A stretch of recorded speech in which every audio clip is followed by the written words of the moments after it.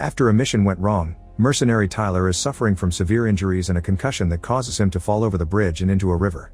Everyone thinks he's dead, but the currents carry his body to a shore where he's found by a little girl that immediately calls for help. Soon Tyler is taken to the hospital, where his care is overseen by his mercenary partners, the siblings Nick and Yaz. Tyler is deeply unconscious and almost mortally wounded, so Yaz thinks they should let him go, but Nick refuses to give up. For many weeks, nurses take care of Tyler's body until he finally wakes up. He may be alive but still not well, so now Tyler has to go through extensive physical training and therapy to help his body and recover his health. Meanwhile in Georgia, gangster Zurab learns from his partner of Tandil that his brother David has received an additional 10 years sentence. Zurab gets in contact with the governor, who was the one to sign the sentence, and the governor explains that the Americans have a strong presence and that there is little he can do. Zurab then shares the story of his lifelong duty to protect his brother even against their abusive father, and the governor responds by promising to transfer David to an American prison. This isn't well received by Zurab, who reminds the governor he was the one to put him in power before killing him. A fight ensues with Zurab's men eliminating all of the governor's guards, and Zurab disposes of the governor's body in a grave they had already prepared for him. Back to Tyler, the siblings come to pick him up to take him to Austria, where they've prepared a secret cabin in the forest with his belongings and his dear old dog. Now Tyler can finally retire in peace, but before leaving, Nick gives him a box with some special memories. From then on, Tyler sticks to a normal routine and enjoys the simplicity of watching TV, fishing, and getting groceries.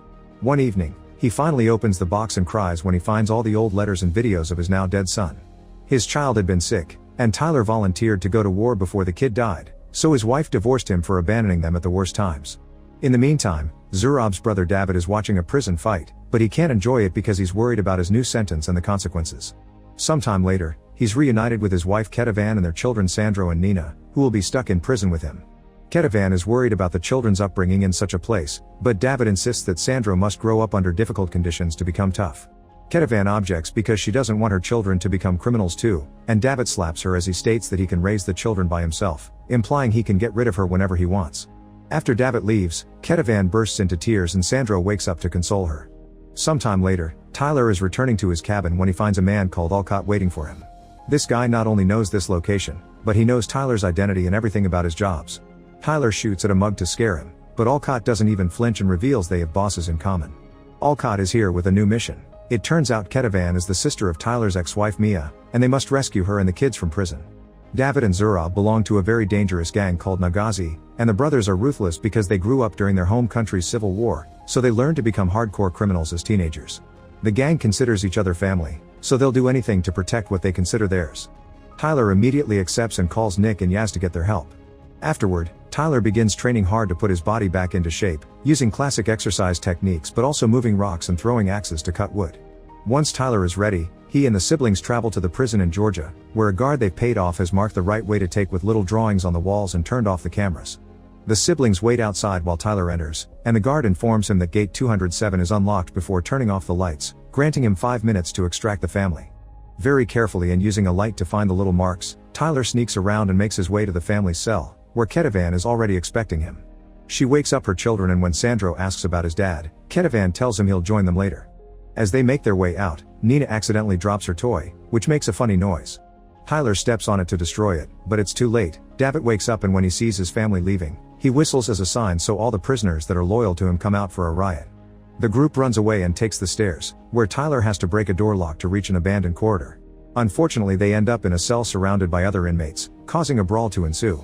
Tyler fights a few men of and is forced to shoot one to finally get them to back away. Then he puts a small explosive to open the door, which saves them just in time before the prisoners try to attack them again. The group keeps on running and notices fights happening everywhere. Tyler finds an underground corridor and approaches a chute on the ceiling, through which they push the children to go outside and meet with Nick. However, before Tyler and Kedivan can climb too, David shows up and attacks them. Kedivan is quickly knocked down, but Tyler engages David in a very fierce fight, during which Tyler burns David's face against a furnace, breaks his hand, and then finally kills him by stabbing him. Kedivan also hits him with a shovel just to get her revenge. At that moment, a bunch of prisoners appear at the end of the corridor, so Tyler tells Nick to take the kids while he looks for another exit. While the siblings take away the kids in vans, the police come out to the common yard, starting a vicious fight against the rioting prisoners.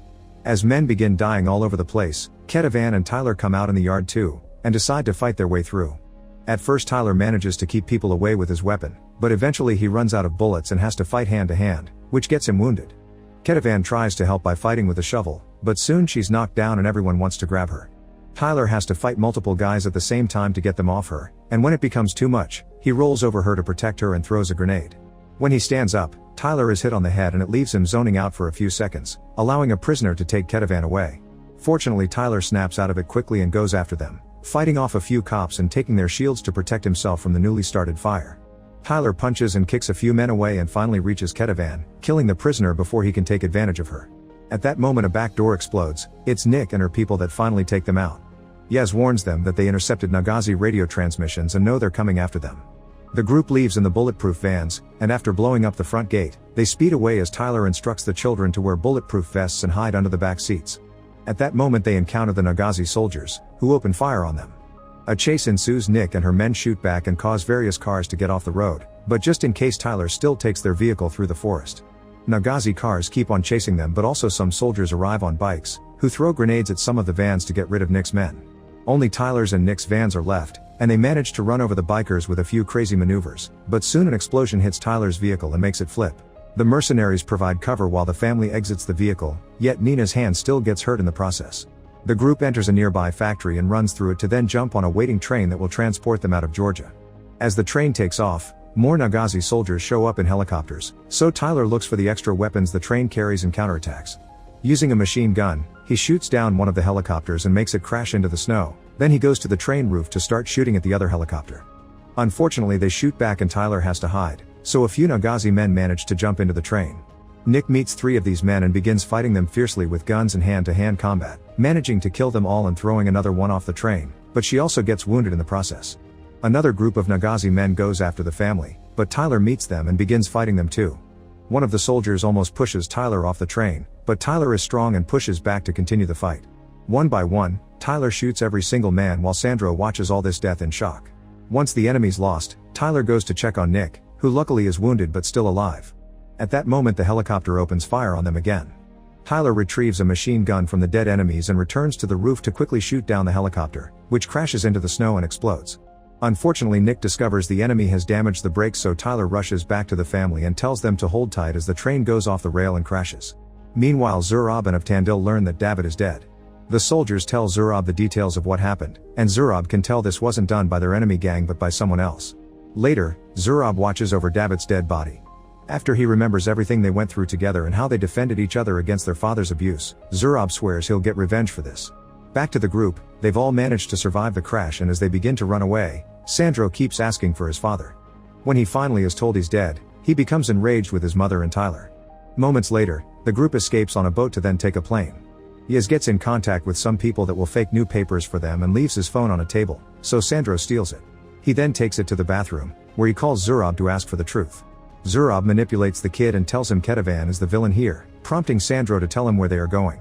A few hours later, they arrive in Austria and hide in a hotel. While the women take care of Nina and Yaz arranges their next escape route, Sandro confronts Tyler. He says that David had put them in prison to protect them from rival gangs, and when Tyler points out David actually wanted to kill Ketevan, Sandro insults him by reminding him Tyler was never there for his own son. Meanwhile Zurab gathers a bunch of Nagazi soldiers and reminds them of the importance of protecting family, causing all the soldiers to swear revenge on their lives. Avtandil isn't happy about this, pointing out that Zurab is wasting precious family lives in petty revenge, but Zurab ignores him. Back to Tyler, he approaches Sandro on the balcony and agrees that he had been a bad father, but Ketevan has been fighting fiercely for her children, so Sandro should appreciate her strength or let David's lies consume him. Feeling guilty, Sandro confesses that the Nagazi are coming, and suddenly, a helicopter appears in the sky while various Nagazi soldiers show up in cars. Tyler immediately warns everyone to get out, and Ketevan discovers Sandro is texting Zurab to meet him later. Sandro says the Nagazi are his family, but before they can argue, the helicopter opens fire on the room, destroying every window. Tyler pushes the family out of the way and waits for the helicopter to be gone before they take the elevator. As the helicopter drops soldiers on the roof, various police cars arrive, but the soldiers on the streets open fire and kill the cops to keep them from getting in the way.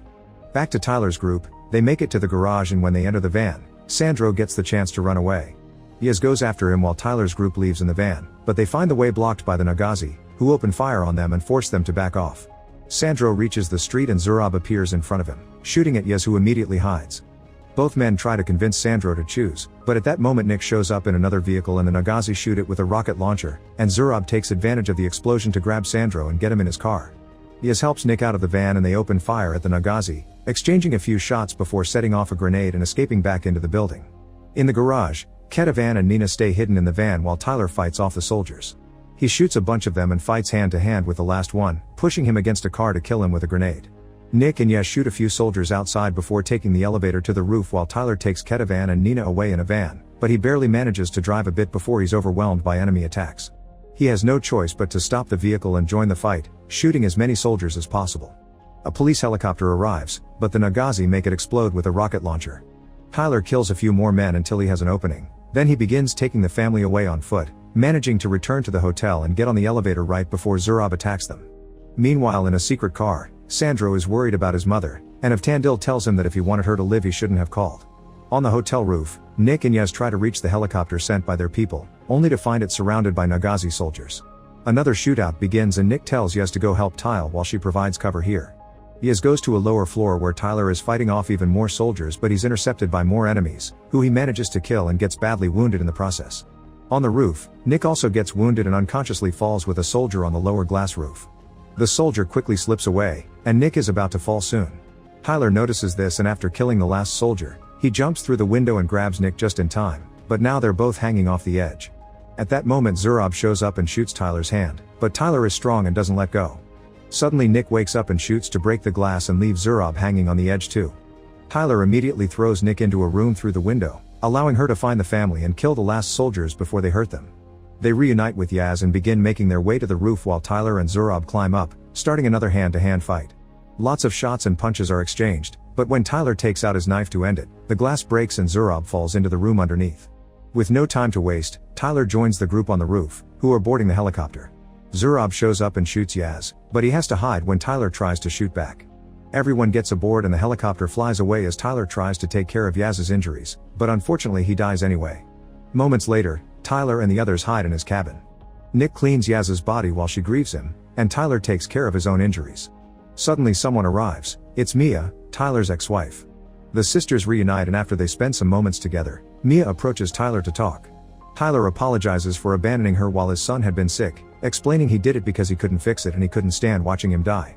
Meanwhile Tandil tries to talk to Zurab, trying to point out how many soldiers they're losing just because of a woman. Now that Sandro is with them, they should try to move on. However Zurab betrays him and makes a soldier shoot of Tandil. Sandro is left in shock because the Nagazi was supposed to be family. A few hours later, Tyler's phone rings and turns out to be Zurab, who asks Tyler to meet him at the airfield by St. George's Church to negotiate. Tyler agrees but with the intention of fighting. Ignoring Nick's protests, Tyler arms himself to the teeth and heads straight to the airport, where he sneaks around to shoot a few guards and then blows up Zurab's plane. While Zurab and Sandro run away, Tyler starts advancing as he makes every vehicle in sight explode and gets in fights with any soldier that gets in his way. Tyler gets a serious wound in his stomach but still follows the path to the church, where Zurab is hiding with the kid. However, this is a trap. Zurab has attached a bunch of bombs to Sandro and he has the control in hand, stopping Tyler from shooting. Zurab forces Sandro to take Tyler's gun and kill him to avenge his father, however Sandro freezes in guilt and fear. When Zurab is about to finish the job, suddenly Nick arrives through the back door to help, however Zurab uses Sandro as a shield and Nick has to put her weapon down. At that moment Tyler signals Sandro, who quickly takes the remote control and frees himself from Zurab's control. Nick takes out another gun and another shootout with Zurab ensues, which gets her badly wounded. Tyler tackles Zurab to the ground and a brutal fight begins during which they use any object they can find around the church to hit each other. Sandro gets the bombs off him and brings the control to Nick as he apologizes, then Nick gets to deactivate the explosives. Tyler and Zurab continue to fight without mercy, landing painful blows and destroying their surroundings in the process. After lots of pain and punches, Tyler manages to grab a huge nail and begins stabbing Zurab over and over. Somehow Zurab still doesn't shut up about revenge, and Tyler finally reaches for a gun to shoot him in the head. Afterward Tyler rushes to check on Nick, but at that moment the Austrian police arrive and arrest them all. Days later, Nick and Tyler are in prison, and Nick is given proper health care. One afternoon, Mia visits Tyler and explains Ketavan and her children were given witness protection in exchange for information. Mia also tells Tyler that their son's last image of him was not of Tyler leaving them but of his father going to war to save the world, expressing that his son wanted to be as brave as him. Sometime later, Tyler is put into a car, but it turns out it isn't a transfer. Alcott is waiting for him and offers to get Tyler out of jail if he agrees to take another job. Tyler is hesitant, but he agrees the moment Alcott promises to free Nick as well. Make sure to subscribe and turn on notifications so you can watch more videos like this. Thanks for watching.